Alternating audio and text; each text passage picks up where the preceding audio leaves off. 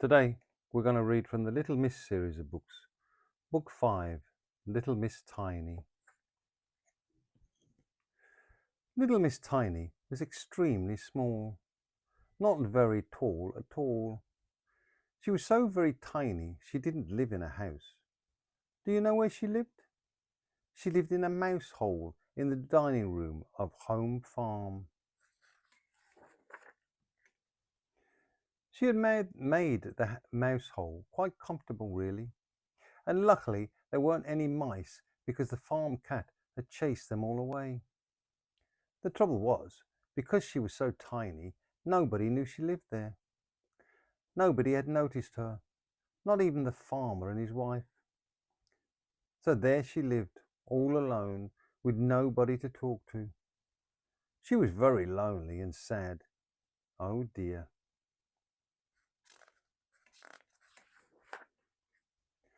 One day, she was feeling so lonely, she decided that to be very brave and go for a walk. Out of the mouse hole she came. She crept across the dining room and went through the crack in the door and into the hall. To little Miss Tiny, the hall looked like as big as a field, and she scuttled across it to the back door of the farm. Luckily for her, the letterbox was at the bottom of the door, and she squeezed herself through it and onto the doorstep. It was all very exciting.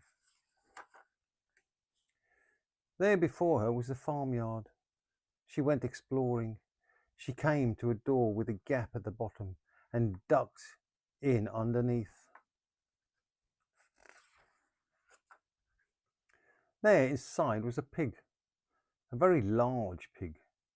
And if you're as small as little Miss Tiny, a large pig looks very large indeed. Little Miss Tiny looked at the pig. The pig looked at Miss Tiny. Oink, grunted, and moved closer to inspect this little person who had entered his sty. Oh my goodness me, squealed little Miss Tiny in alarm, and she shot out of the piggery as fast as ever her little legs would carry her, which wasn't very fast because her legs were so very little. She ran right round the back of the piggery before she stopped.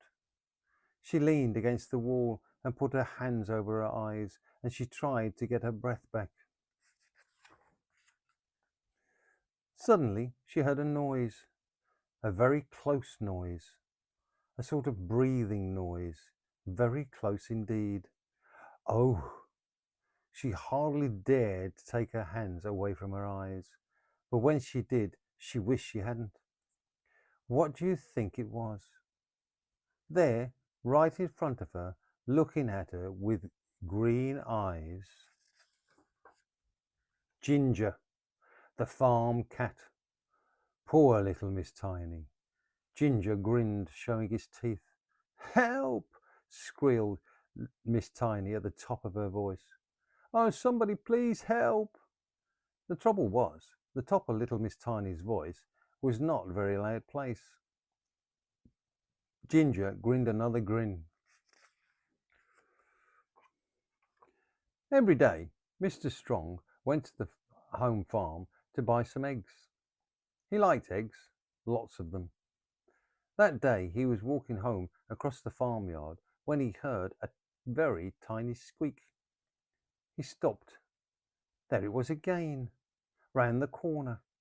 He looked round the corner and saw Ginger and the poor, trapped little Miss Tiny.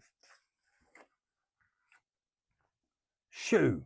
Said Mr. Strong to Ginger and picked up little Miss Tiny very gently. Hello, he said. Who are you? I'm Miss Tiny. You are, aren't you? Smiled Mrs. Strong. Well, if I was as tiny as you, I wouldn't go wandering around large farmyards. But, said Miss Tiny, and told Mr. Strong about how she was so lonely she had come out to find someone to talk to. Oh dear, said Mr. Strong. Well now, let's see if we can't find you some friends to talk to. And now, every week, Mr. Strong collects little Miss Tiny and takes her off to see her friends. 3 weeks ago, he took her to see Mr. Funny, who told so many jokes she just couldn't stop laughing all day. 2 weeks ago, he took her to see Mr. Greedy. He told her his recipe for his favourite meal. But that's much, much too much for tiny little me, she laughed. Mr. Greedy grinned.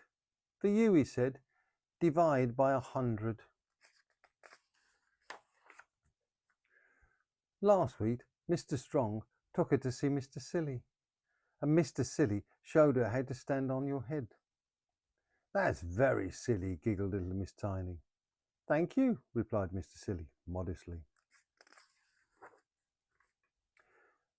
And guess who she met this week? Somebody who's become a special little friend. I never thought I'd meet anyone smaller than myself, thought Mr. Small. Little Miss Tiny looked up at him and smiled. You wait till I grow up, she said.